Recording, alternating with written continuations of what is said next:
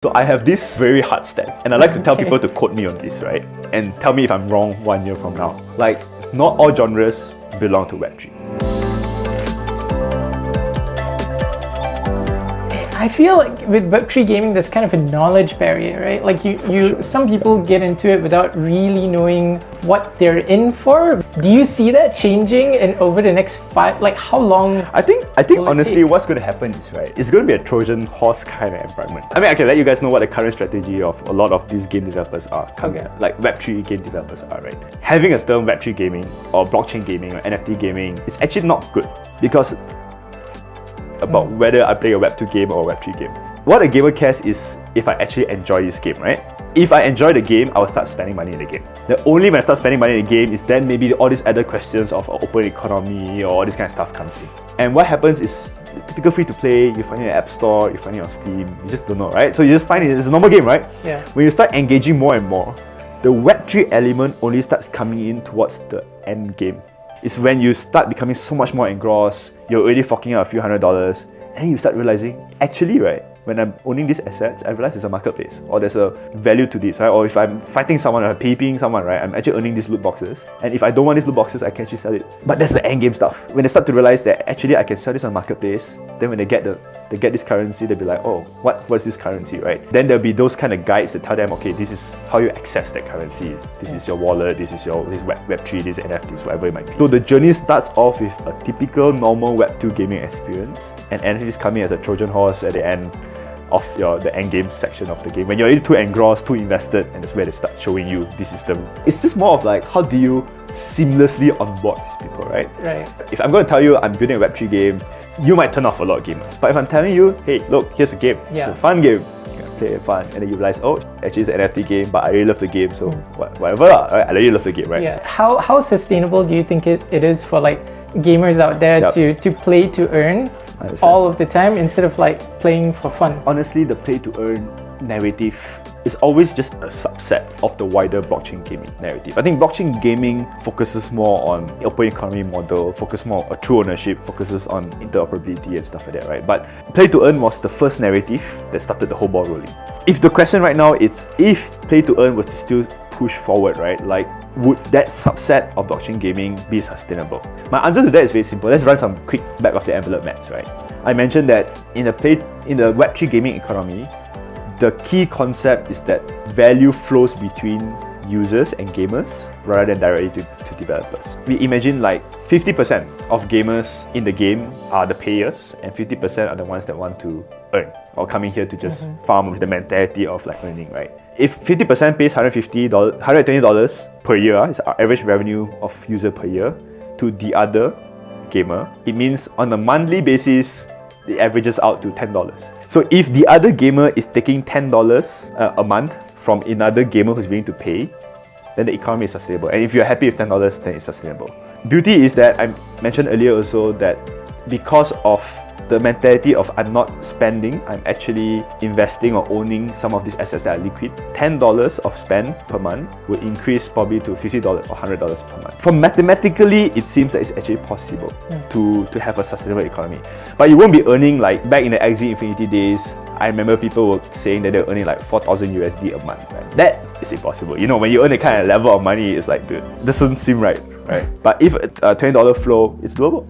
And honestly, I was mentioning like even in the Web2 space, Web2 was a bit harder to do it, right? You have to be like super smart, you understand the economics of a game to really monetize. Web3 makes it slightly easier, but my point is, it's possible to be sustainable, but at a small volume amount, right? So let's say you want to fold these components like crypto or NFTs into a game like Dota specifically. How would you go about it? What would you change to have players engage with a system like this? The first thing you want to do is you want to first convert all your key digital assets, the ones with higher rarity, which are not hyperinflationary. Hyperinflationary meaning like, you know, sometimes when you play games, right, you earn the in-game gems or stuff like that, right? Okay. Those items are hyperinflationary. When it's hyperinflationary and you bring it on chain to have some form of monetary value attached to it, it's very dangerous.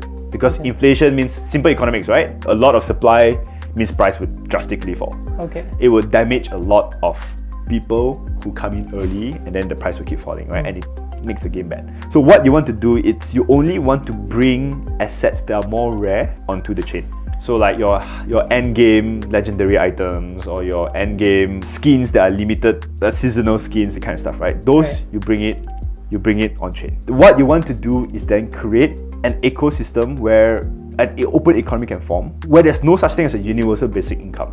So Axie Infinity today, for example, back then, right, it was a universal basic income. Everyone who logs in daily, complete 5 games daily, you get to earn tokens, which has monetary value. Again, same economic principle, right? You have continuous supply, you will get inflation, prices will go down. So you don't want that to happen. So anything that's inflationary, like your in-game tokens, should be still held off-chain within the game ecosystem, pure Web2 environment. But what you want to do is you create a zero-sum economy in the end-game experience.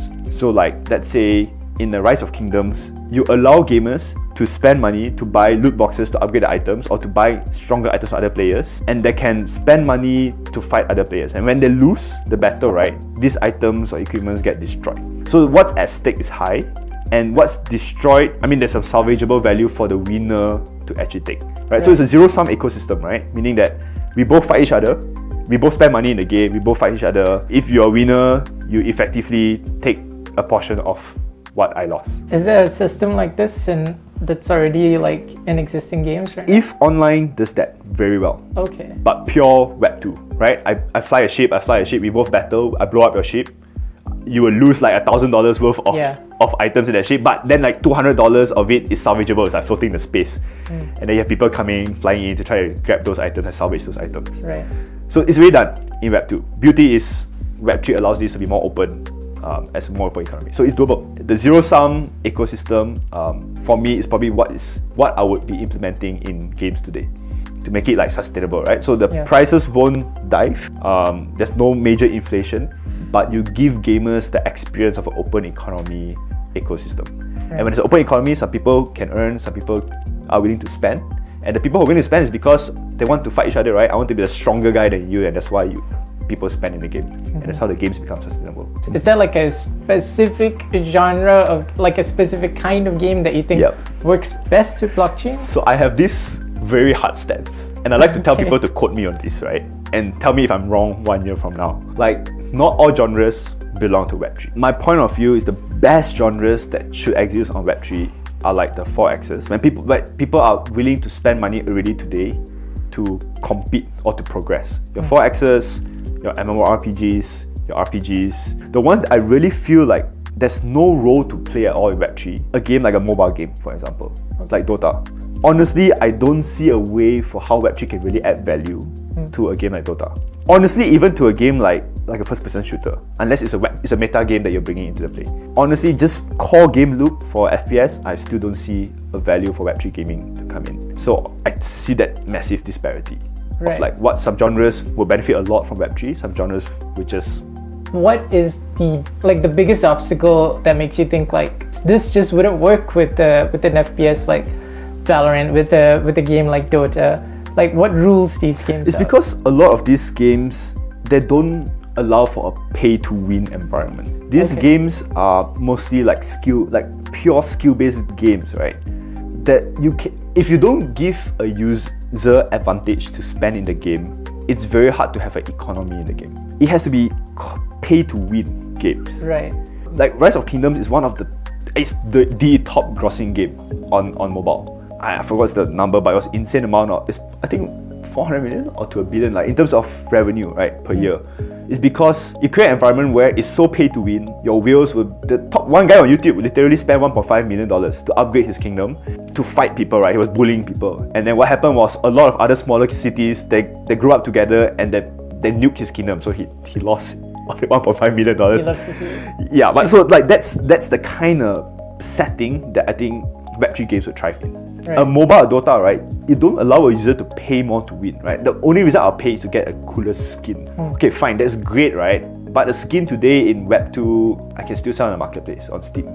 Right? Web3 is not a major innovation for games like mobile or FPS. I feel they can bring way more innovation into like open economy systems like 4Xs and MMORPGs. But are there any other things that they can and should do to attract new players to like this sphere of gaming? Anything they can do maybe to address, the big deal breakers? Honestly, I think, right, if you create something that's content fun enough, people look past your deal breakers and they just kind of play your game. I think that's the fundamental ecosystem, the gamer mindset that you're in, right? Basically, just make a good game. Yeah, just make something fun, right? Like Illuvium, for example, you can take it, right? Like their objective is to they call themselves Web3 gaming, pure from the start. So they're trying to build an auto battler game that mixes with an open world hunting game. It's like a Monster Hunter game that had a baby with Teamfight Tactics. I think people tend to forget like, oh, this is Web3 or Web2, right? It's just that it's fun first, I come in, and then later I realize, okay,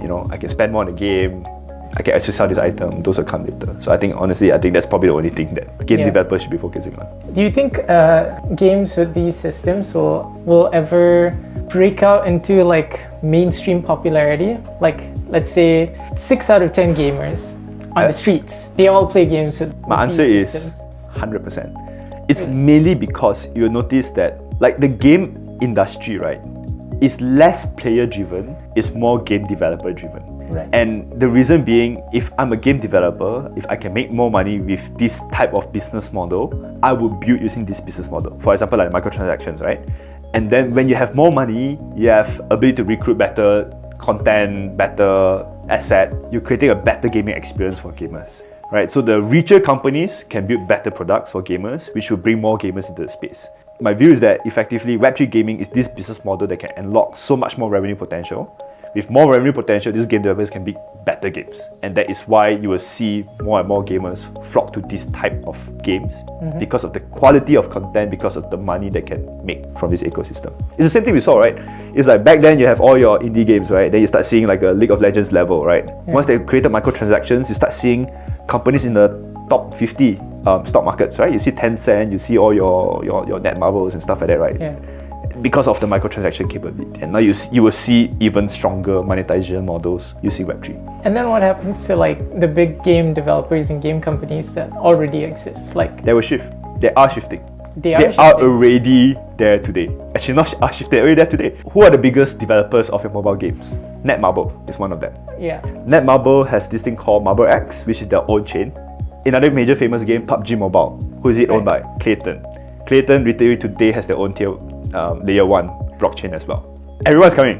Literally everyone's coming. Tencent is also coming in. And in fact, we were approached by a lot of founders who were ex-founders or key management from Riot, from all these like major development studios that are actually shifting. Either they're jumping ship themselves personally to build their own game, or their company is actually building an arm. And I think out of the 10 key mobile publishers as well, so like I mentioned, right, Netmarble, Azure Games and stuff like that, 5 of them are already in Web3. You just don't know yet.